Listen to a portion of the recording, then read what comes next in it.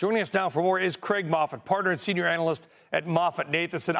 I had to drop the poet philosopher Ron Burgundy, a.k.a. Will If only I could be Ron Burgundy. We all wish. I feel if I had a mustache, I might be and could play the jazz flute. But we're going to move on. What, if anything, does this deal signal about the industry? Because we all know Cox has been like the rumor of a takeover target for about a decade now.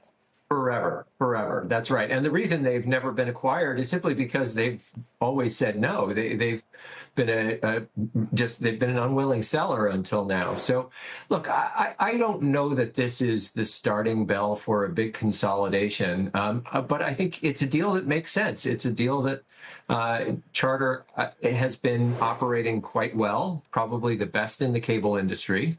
I heard your setup where you were saying that, does cable need saving? Cable doesn't really need saving. I think cable is actually in the catbird seat in convergence. They have a much better footprint and a big cost advantage in convergence versus the telephone companies. And so I think they're poised to win in convergence. And I think Charter has developed a pretty winning strategy that Cox thinks is appealing enough that it's worth finally tying the knot. Wow. Well, I want to go more into your latter point because, CNBC.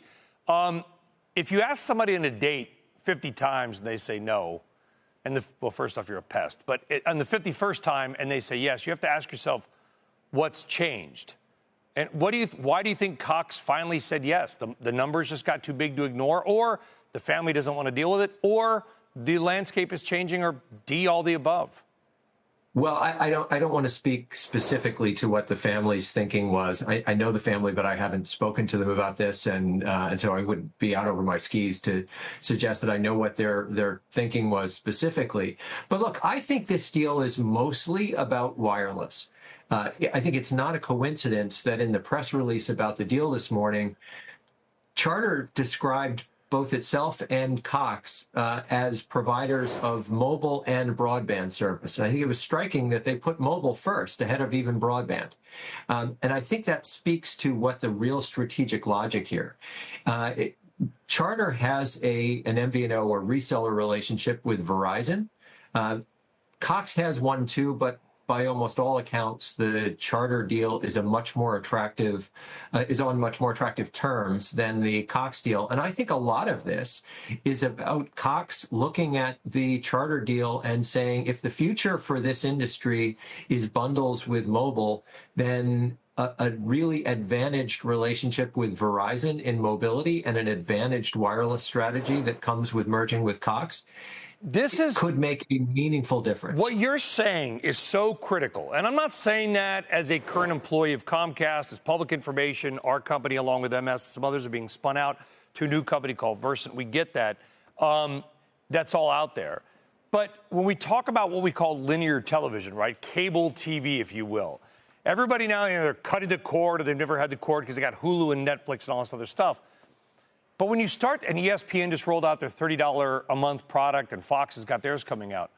When you start to do the math and add all that stuff up, are you saying, Craig, that when you add in potential savings from cell phones, that the cord cutting may be slowing or maybe stopping because people are smart enough to realize I'm not saving any money and I'm also just creating a hassle because flipping around on everything on Apple TV is just not as easy as cable?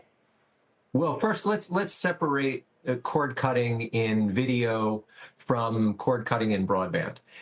With all due respect to your own business and what will be Versant, the video business really hasn't been cable's core business for 20 years.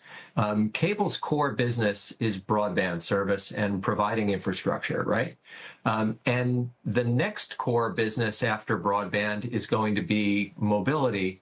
And video is a nice service to have, and it probably helps in making the relationships in broadband stickier. But video really isn't the core product of cable operators. It's probably a bridge too far to say it's just an afterthought, but it's not that much more than an afterthought. Okay, so we'll go into that. So we